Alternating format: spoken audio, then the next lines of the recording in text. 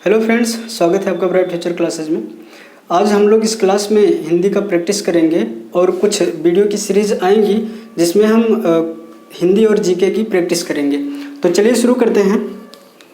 पहला क्वेश्चन लिखा है, सतसई कौन सी संज्ञा है? सतसई कौन सी संज्ञा है? ऑप्शन है आपके पास जातिवाचक, व्यक्तिवाचक, समूहवाचक और द्रव्यवाचक। तो संज्ञा हमने आपको पढ़ा दिया है, अगर आप देखे होंगे तो आप आंसर जरूर कर पाएंगे। तो देखना, जातिवाचक संज्ञा कौन सी होती है? जातिवाचक संज्ञा कौन सी होती है?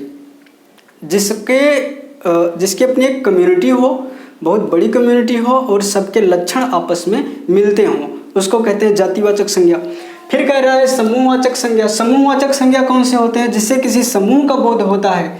व्यक्तिवाचक संज्ञा का मतलब होता है जिस संज्ञा का प्रयोग किसी व्यक्ति विशेष के लिए किया जाए, उसे व्यक्तिवाचक संज्ञा कहते हैं।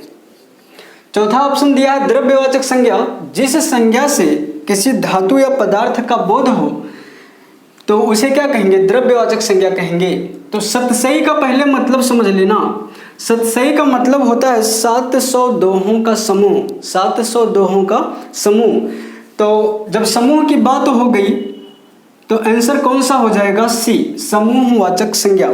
लेकिन एक चीज और ध्यान रखना, यहाँ पे अगर खाली सतसई लिखा है तो समूहवाचक संज्ञा हो जाएगी, लेकिन अगर बिहारी सतसई लिख के आ गया तो वह व्यक्तिवाचक संज्ञा हो जाएगी, क्योंकि बिहारी शब्द लग जाने से वह पर्टिकुलर एक व्यक्ति से जोड़ दिया गया कि जो बिहारी ने सतसई की रचना की है उसकी बात कर रहा है। तो बिहारी सतसई व्यक्तिवाचक संज्ञा हो जाएगी। अगला है विजयनी मानवता हो जाए। विजयनी मानवता हो जाए। क्वेश्चन कर रहा है रेखांकित शब्द में कौन सी संज्ञा है? रेखांकित किया गया है मानवता को और पूछ रहा है कौन सी संज्ञा है?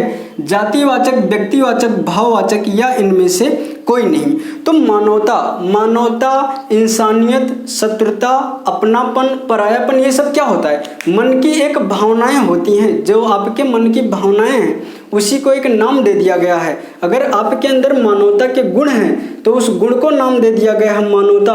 तो ये सब कौन सी संज्ञाएं होती हैं? भाववाचक संज्ञाएं होती हैं। तो मानवता कौन सी संज्ञा होगी? भाववाचक। अगला है संज्ञा के संबंध में कौन सा कथन सही है? नीचे ऑप्शन है, संज्ञा विकारी शब्द है, संज्ञा व्यक्ति, वस्तु, स्थान का नाम है। सी ऑप्शन कह रहा है भाववाचक संज्ञाओं के बहुवचन नहीं होते, और डी ऑप्शन है उपर्युक्त सभी। तो एक बार अपना दिमाग इस्तेमाल करिए।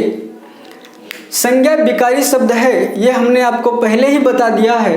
विकार या प्रयोग के आधार पर शब्द दो प्रकार के होते हैं, विकारी और अविकारी। विकारी में संज्ञा, सर्वनाम, विशेषण, क्रिया इत्यादि आ जाते हैं, और अविकारी में अव्यय और निपात आ जाते हैं। तो संज्ञा विकारी शब्द है, पहला ऑप्शन तो सही है। दूसरा ऑप्शन देखिए, कह रहा है संज्ञा व्यक्ति, वस्तु, स्थान का नाम है। तो हमने आपको बताया था संज्ञा किसी भी चीज के नाम को कहते हैं। किसी भी चीज का अगर नाम आप जान रहे हैं, उसका नाम रख रहे हैं, तो वह एक संज्ञा होगी। तो दूसरा ऑप्शन भी सही है। तीसरा कह रहा है भाववाचक संज्ञाओं के बहुवचन नहीं होते। तो रियल बात है, भाववाचक संज्ञाओं के बहुवचन नहीं होते, क्योंकि मानवता का अगर बहुवचन पूछे तो नहीं बता पाओगे, इंसानियत का बहुवचन पूछे तो होता ही नहीं है। तो तीनों जब ऑप्शन सही हैं तो इसमें आंसर क्या करोगे? डी, उपर्युक्त सभी। क्लियर है? अगला है विजयदशमी शब्द में कौन सी संज्ञा है? ऑप्शन यहाँ नहीं दिया गया है, लेकिन ऑप्शन आप समझ लीजिए ऐसे ही, जातिवाचक, व्यक्तिवाचक, समूहवाचक या द्रव्यवाचक। कौन सी संज्ञा हो जाएगी विजयदशमी? तो शब्द को पहले पकड़िए, उसको अच्छे से ध्यान से देखिए कह क्या रहा है। महीने में या हर मास में दशमी बहुत सारे आते हैं, दशमी बहुत सारे आते हैं, लेकिन विजयदशमी की बात हो गई तो वह पर्टिकुलर एक विशेष चीज का नाम हो गया। जब हम कहेंगे दशमी, तो दशमी तो बहुत सारे हैं, आप कह सकते हैं जातिवाचक संज्ञा, लेकिन विजयदशमी का मतलब क्या हो गया? यह व्यक्तिवाचक हो जाएगा, क्योंकि विजयदशमी एक विशेष दशमी होती है। तो विजयदशमी कौन सी संज्ञा हो गई? व्यक्तिवाचक। अगला है भाववाचक संज्ञाओं का निर्माण इनसे होता है। ऑप्शन है संज्ञा, सर्वनाम, क्रिया और सभी से। भाववाचक संज्ञाओं का निर्माण। संज्ञा चैप्टर में जब हम आपको पढ़ा रहे थे तो हमने आपको दिखाया था भाववाचक संज्ञाओं का निर्माण करके संज्ञाओं से भाववाचक संज्ञा कैसे बन रही है, क्रिया से भाववाचक संज्ञा कैसे बन रही है, और फिर कह रहा है कि सर्वनाम, सर्वनाम से कैसे बन रही है। सर्वनाम अपना से अपनापन, पराया से परायापन। तो भाववाचक संज्ञा का निर्माण संज्ञा से भी हो सकता है, सर्वनाम से भी हो सकता है और क्रिया से भी हो सकता है। तो आंसर क्या करेंगे, उपर्युक्त सभी से। अगला है ममत्व में कौन सी संज्ञा है। देखो, सर्वनाम से भाववाचक संज्ञा बनाना, सर्व से सर्वस्व या सर्वत्र कह सकते हैं, मम से ममत्व बनता है। तो जब मम से ममत्व बना है, सर्वनाम से किस संज्ञा का निर्माण होता है, भाववाचक संज्ञा का निर्माण होता है। तो ममत्व कौन सी संज्ञा हो जाएगी, भाववाचक। ठीक। फिर कह रहा है रामचरितमानस में कौन सी संज्ञा है। रामचरितमानस में कौन सी संज्ञा है। आपको पता है कि रामचरितमानस एक पुस्तक है, एक धर्म ग्रंथ है जिसकी रचना गोस्वामी तुलसीदास ने की है। तो पुस्तक तो बहुत सारे हैं, अगर कहें पुस्तक तो पुस्तक जातिवाचक संज्ञा हो जाती है। लेकिन अगर कह दे रामचरितमानस यानी एक विशेष पुस्तक की बात की जा रही है, तो रामचरितमानस में कौन सी संज्ञा हो जाएगी, व्यक्तिवाचक। ठीक। फिर अगला क्वेश्चन कह रहा है भारत संयुक्त राष्ट्र संघ में शामिल है। यहाँ संयुक्त राष्ट्र संघ को रेखांकित किया गया है और क्वेश्चन कह रहा है रेखांकित शब्द में कौन सी संज्ञा है। रेखांकित शब्द में कौन सी संज्ञा है, संयुक्त राष्ट्र। संयुक्त का मतलब ही होता है कंबाइंड, यानी जो दो या दो से अधिक लोगों से मिल करके बना हो उसको कहेंगे संयुक्त। संयुक्त राष्ट्र हो गया कहने का मतलब कि बहुत सारे राष्ट्रों को मिला करके जिसकी स्थापना की गई हो उसे कहेंगे संयुक्त राष्ट्र। जब एक से अधिक की बात हो गई तो कहने का मतलब क्या हो गया, समूह की बात हो गई, और तब यह समूहवाचक संज्ञा हो जाएगी। संयुक्त राष्ट्र में कौन सी संज्ञा हो जाएगी, समूहवाचक।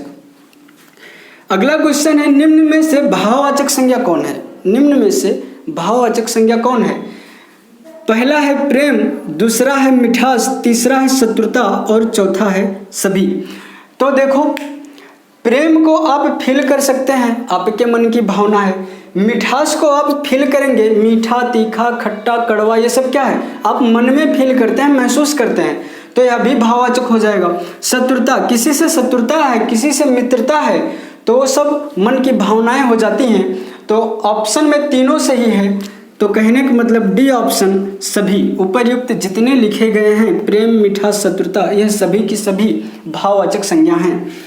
अगला है निम्न में से समूहवाचक संज्ञा कौन सी है। समूहवाचक का मतलब जिससे किसी समूह का बोध हो, जिससे किसी समूह का बोध हो उसको कहेंगे समूहवाचक संज्ञा। तो इसमें जो ऑप्शन दिया है, पहला है गिरोह, दूसरा है मंडल और तीसरा कह रहा है उपर्युक्त दोनों, और चौथा ऑप्शन है नन ऑफ दिस, इनमें से कोई नहीं। तो ध्यान रखना, गिरोह का मतलब भी एक ग्रुप होता है, जैसे चोरों का गिरोह होता है। चोरों का क्या होता है, गिरोह होता है, यानी एक से अधिक चोर आपस में एक ग्रुप बनाए होते हैं तो उन्हें कह देते हैं चोरों का गिरोह। तो यह गिरोह भी समूहवाचक संज्ञा हो गई। मंडल का मतलब एक लोगों से मिल करके या एक क्षेत्र से मिल करके, मंडल तो बनता नहीं है, कई सारे क्षेत्रों को मिला करके एक मंडल का निर्माण होता है, तो यह भी समूहवाचक संज्ञा हो जाती है। तो गिरोह भी समूहवाचक है, मंडल भी समूहवाचक है, तो आंसर सी हो जाएगा, उपर्युक्त दोनों। ठीक है। अब चलिए कुछ क्वेश्चन और देखते हैं।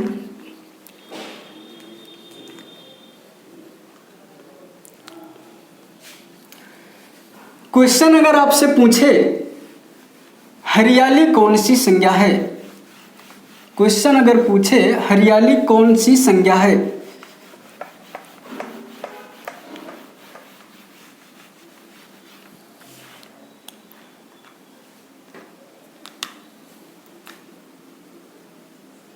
हरियाली कौन सी संज्ञा है।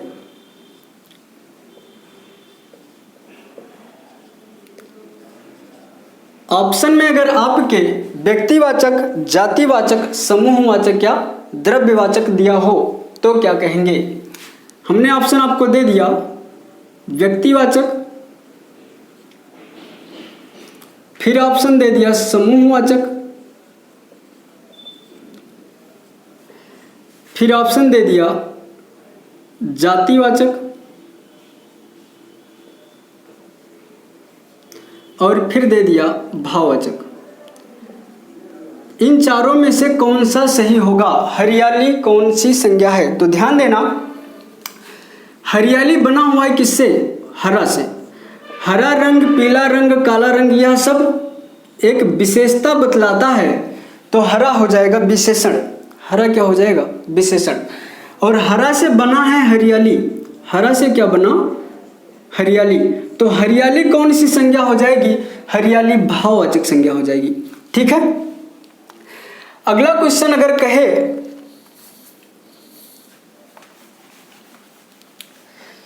आप बताइए, हम कहें कि इनमें से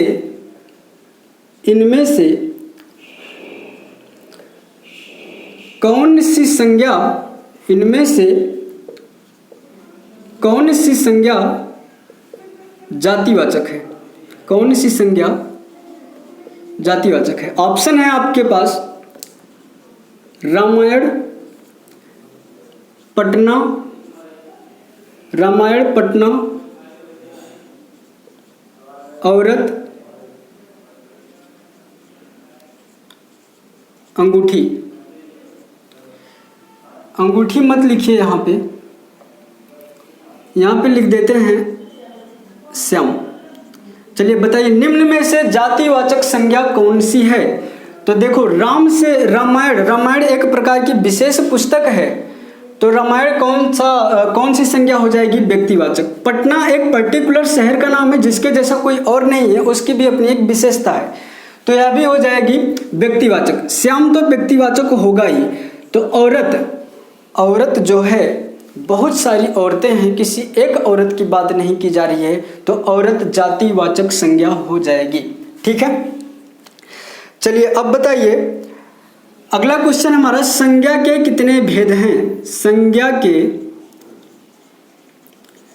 कितने भेद हैं? ऑप्शन है आपके पास 3, और दूसरा ऑप्शन है 4, तीसरा ऑप्शन है 5, और चौथा ऑप्शन है 6। बताइए, संज्ञा के कितने भेद हैं? तो देखो, सीधा सा नॉर्मल क्वेश्चन पूछा है, संज्ञा के कितने भेद हैं। मैंने कहा था, एक साहित्यकार हुए थे कामता प्रसाद गुरुजी, उन्होंने बताया संज्ञा 3 प्रकार के होते हैं। अगर कामता प्रसाद गुरुजी को टैग करके क्वेश्चन पूछे कि कामता प्रसाद गुरु के अनुसार संज्ञाएं कितने प्रकार की हैं, तो आप कहेंगे 3। लेकिन अगर नॉर्मल क्वेश्चन पूछे तो आप कहेंगे संज्ञा 5 प्रकार की होती है, व्यक्तिवाचक, समूहवाचक, जातिवाचक, द्रव्यवाचक और भाववाचक। संज्ञा कितने प्रकार की होती है? 5 प्रकार की। तो इसमें सी वाला ऑप्शन सही हो जाएगा। अगला क्वेश्चन है, कह रहा है हिंदी में वचन कितने प्रकार के होते हैं? वचन कितने प्रकार के होते हैं?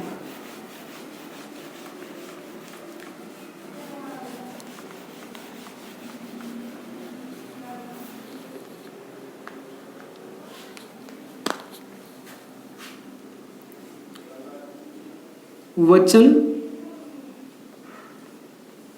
कितने प्रकार के होते हैं? ऑप्शन है आपके पास, पहला ऑप्शन है 2, फिर ऑप्शन है 3, अगला ऑप्शन है 4, और लास्ट वाला ऑप्शन है 6। वचन कितने प्रकार के होते हैं? जब हिंदी का क्वेश्चन है, आप हिंदी में ही बात करेंगे। हिंदी में कितने प्रकार के वचन होते हैं? 3 प्रकार के। कौन कौन से होते हैं? आपने नाम सुना होगा, एक वचन, द्विवचन और बहुवचन। जब इंग्लिश ग्रामर की बात की जाती है तो उसमें 2 ही वचन होते हैं, एक होता है सिंगुलर और हो जाता है प्लूरल। लेकिन जब वचन की बात हिंदी में की जाए तो पहला हो जाता है एक वचन, फिर हो जाता है द्विवचन, और फिर होता है बहुवचन। तो वचन कितने प्रकार के हो जाएंगे? 3 प्रकार के। क्लियर है? अगला क्वेश्चन देखिए, अगला है निम्न में से कौन सी भाववाचक संज्ञा है। निम्न में से कौन सी भाववाचक संज्ञा है।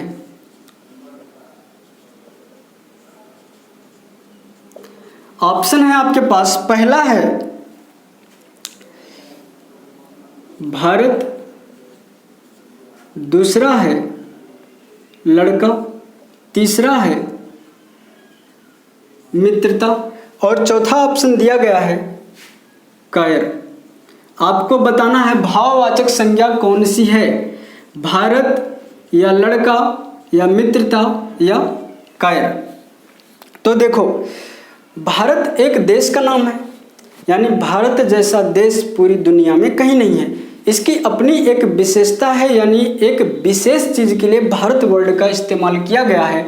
तो भारत कौन सी संज्ञा हो जाएगी, व्यक्तिवाचक। फिर है लड़का, तो लड़कों की अपनी एक जाति होती है, तो ये लड़का कौन सी संज्ञा हो जाएगा, तो लड़का हो जाएगा जातिवाचक। फिर है कायर, कायर भी एक जाति होती है, बहुत सारे लोग कायर हो सकते हैं, तो यह भी एक जातिवाचक संज्ञा है। अब लास्ट में बचता है मित्रता, मित्रता शत्रुता। अगर कायर से कायरता दे दिया होता तो संज्ञा भाववाचक हो जाती, यहाँ पे मित्रता ऑप्शन सही हो जाएगा। ठीक है, चलिए आगे देखते हैं। आगे कह रहा है देश को हानि है जय चंदों से। देश को हानि है जय चंदों से कौन सी संज्ञा हो जाएगी। क्वेश्चन लिख दे रहे हैं हम, देश को हानि है जय चंदों से। इसमें जयचंद वर्ड जो है यह रेखांकित किया गया है और क्वेश्चन कह रहा है इसमें जो रेखांकित शब्द है कौन सी संज्ञा है। ऑप्शन अगर आपको दे दे व्यक्तिवाचक, जातिवाचक,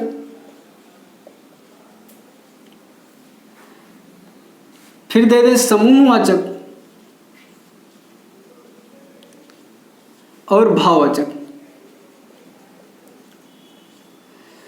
तो ये वाला एग्जाम्पल देकर के मैंने संज्ञा के क्लास में बेहतरीन तरीके से बताया था। अगर आप कहोगे जयचंद, देखो अर्थ निकालना, जयचंद का इस्तेमाल कैसे हो रहा है। जयचंद, जयचंद अपने आप में क्या है, व्यक्तिवाचक संज्ञा है, लेकिन जब इसका इस तरीके से प्रयोग हो, देश को हानि है जयचंदों से, मतलब जयचंद के जो लक्षण थे, उसकी जो अपनी धोखाधड़ी की जो क्वालिटी थी, वह जिन जिन व्यक्तियों में मिलेगा उन सबको जयचंद कह दिया जाएगा। तो देश को हानि है जयचंदों से मतलब जयचंद के लक्षण वाले बहुत सारे व्यक्ति हमारे देश में पड़े हुए हैं। तो जयचंद, जयचंदो ये जो वर्ड है यह कौन सी संज्ञा हो जाएगी, जातिवाचक। ठीक है, चलिए और क्वेश्चन देखते हैं।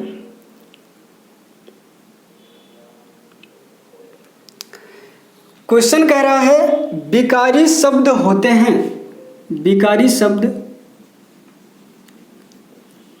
विकारी शब्द होते हैं। ऑप्शन है, पहला ऑप्शन है संज्ञा सर्वनाम विशेषण क्रिया, संज्ञा सर्वनाम विशेषण क्रिया। दूसरे ऑप्शन में है संज्ञा और सर्वनाम, संज्ञा सर्वनाम। तीसरा ऑप्शन कह रहा है विशेषण क्रिया विशेषण, विशेषण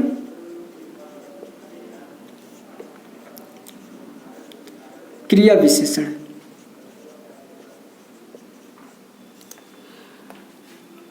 और डी वाला जो ऑप्शन है यह कह रहा है क्रिया विशेषण, क्रिया विशेषण। अब देखो जिस तरीके से ऑप्शन दिया हुआ है, पहले में है संज्ञा सर्वनाम विशेषण और क्रिया, दूसरे में है संज्ञा सर्वनाम। तो विकारी शब्द हमने बताया था, ये सारे के सारे इसमें विकारी शब्द हैं, लेकिन आप आंसर कैसे करेंगे? पहले में, दूसरे वाले में है संज्ञा और सर्वनाम, तीसरे वाले में है विशेषण और क्रिया विशेषण, चौथे वाले में है क्रिया विशेषण। अगर आप बी को सिलेक्ट करते हैं तो मतलब ये हो जाएगा कि विशेषण और क्रिया विशेषण अविकारी है, ऐसा तो है नहीं। तो आप प्रेफरेंस करेंगे पहले ऑप्शन को, क्योंकि इसमें इन सब का जो है वर्णन हो जा रहा है कि संज्ञा सर्वनाम विशेषण और क्रिया ये सब के सब विकारी शब्द हैं, तो पहला ऑप्शन सही हो जाएगा, बाकी आप गलत कर देंगे। ठीक है, तो कुछ इतने क्वेश्चन थे। आज की क्लास को यहाँ पे समाप्त करते हैं। कल फिर मिलेंगे प्रैक्टिस के साथ, हिंदी के कुछ और अच्छे क्वेश्चन लेकर के।